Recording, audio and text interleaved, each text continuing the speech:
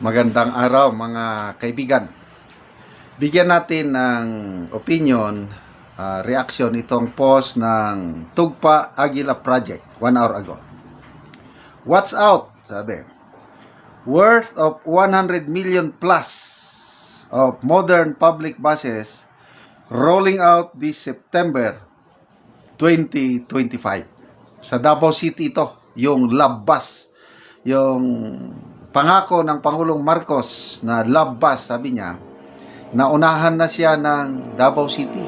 Meron na. Davao City is stepping up its game in urban mobility. The city government is set to launch 10 brand new low-floor modern buses under the Davao City Interim Bus Service this coming September. Here's the best part. Free rides during peak hours will be offered to commuters as the city continues to prepare for the bigger Davao Public Transport Modernization Project. Each bus can carry up to 93 passengers, 31 seated, 62 standing, and will primarily serve essential workers and daily commuters on a first-come, first-served basis. The 105 million project plus 100 million of which goes to the buses and the rest to the ongoing bus garage and operation center in Davao City Overland Transport Terminal is a huge step forward while waiting for the over 1,000 modern buses. Wow! 1,000 modern buses to arrive under the full Davao bus system with ADB, Asian Development Support. Ang dami, 1,000 modern buses. Grabe talaga ang Davao City, mga kaibigan. Dito naman tayo sa Pangulo. Sinabi niya yan sa SONE. Ibabalik natin ay iconic love bus. Ako, tandang-tanda ko pa yan. High school pa ata ako noon. Nagsimula tayo 1976, 73 ba? Nakakasakay ako niyan at air condition nung panahon yun. Yung mga ibang bus, yung mga ordinary, yung pampasero lang na sa Metro Manila, hindi aircon. Pagsakay mo sa love bus, aircon. Kaya ang sarap sumakay sa love bus panahon ng Marcos Sr. At salamat naman at naisipan ng Pangulong Marcos Jr. na ibalik yung love bus. Ang tanong, kailan? As of now, minonitor ko, wala pa namang love bus na nagpapasada sa Metro Manila. Kailan? Hindi ko alam. Samantalang sa Davao City, yan na, August na ngayon, next month, nandyan na. Initial 10 buses, and then later on, magiging 1,000. Wow! So, maibsan ang problema ng mga commuters sa Davao City at ang maganda dyan, yung free rides during traffic hours. Ang sarap tumira sa Davao, no? Nakakaingit ang mga taga Davao. Lalo na dito sa free healthcare system. Again, ang Pangulo nag-announce sa SONA, zero billing sa DOH Hospital. Palakpak. Ang ganda naman yun. Kaya lang, ang makakaabil ng zero billing pala, mayroon ding category. Hindi lahat. So, hindi ko lang alam kung ano yung mga category. Parang ano rin yan Parang 20 pesos per kilong bigas. Totoo nga, nandyan yung 20 pesos, kailangan makabili lang. Yung category makabili is indigent senior citizen, 4Ps, solo parents, at saka PWDs. So, ganon din pala itong zero billing, hindi lahat. Tapos, hanggang DOH hospital lang. Paano yung mapunta ka ng private? Sa aming pamilya, nakaranas namin, mamamatay ka na lang sa private. Pag so ayaw na naming magtiis na lang kaming ayaw na namin sa public pala. Kasi ang haba ng pila.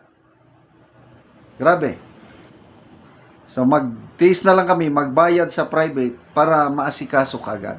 Oh, i-compare mo sa Davao City. Libre. Government or private. Basta ma-hospital ka sa Davao City, merong programang Davao City Government, nakalimutan, lingap sa mahirap ata. Lingap mahirap. Nagtulong-tulong, Office of the Vice President, Office of Congressman Paulo Duterte, and then Davao City LGU, nagtulong-tulong, may pundo. Ang mga ospital na nga taga Davao, or kahit hindi taga Davao, government hospital man or private hospital, basta lalapit ka, tutulungan ka ng programa ng mga Duterte. At libre ang lahat. So, ang laking kaibahan. Yung leadership ng mga Duterte sa Davao, sana yan ang buong Pilipinas. Tingnan nyo, panahon ni PRRD, dyan nagkaroon ng Malasakit Center. O hanggang ngayon, tuloy-tuloy ang Malasakit Center, although na politika lang. Dahil nung una, basta magpa-interview ka lang, tutulungan ka na. Ngayon, lalapit ka pa sa mga politiko. Kukuha ka ng mga referral o anong tawag doon, endorsement. Na politiko na ang Malasakit Center.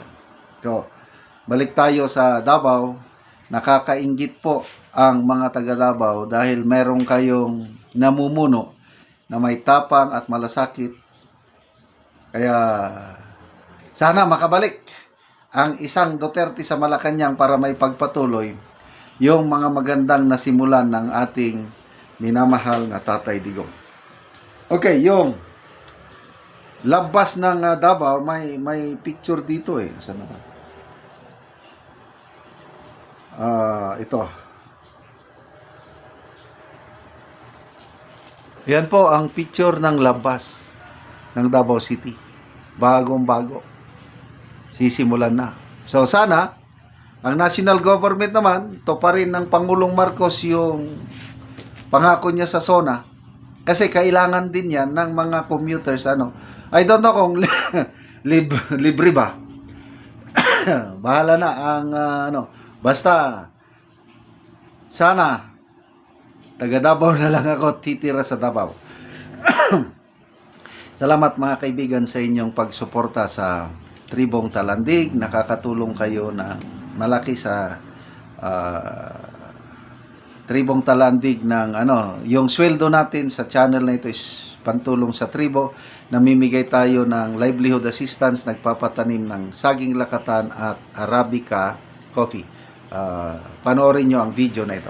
Na anak ko sa area ni Chari, anak ni Uncle Marinaw, nga natagaan sila og kape nga ilang itanom. So karon mananom na ni sila ug mo na ni ang sidling nga kape nga nahatag siya nga tag 25 pesos ang kada isa. So mga tambo kaayo nga sidling.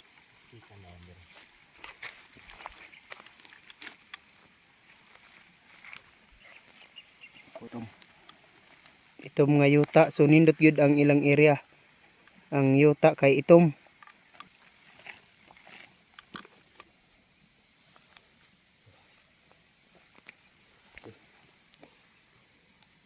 Ug mo na ni giluagon sa iyang bangag. So mo na ni sila ang bago.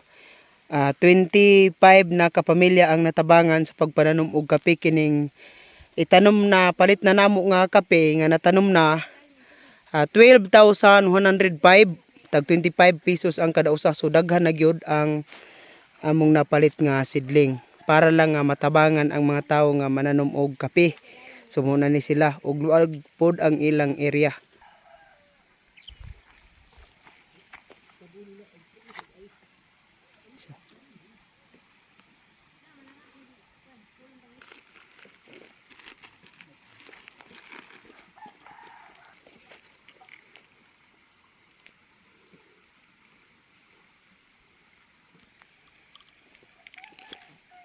Sa Ginoo, salamat sa nagsuporta sa kape.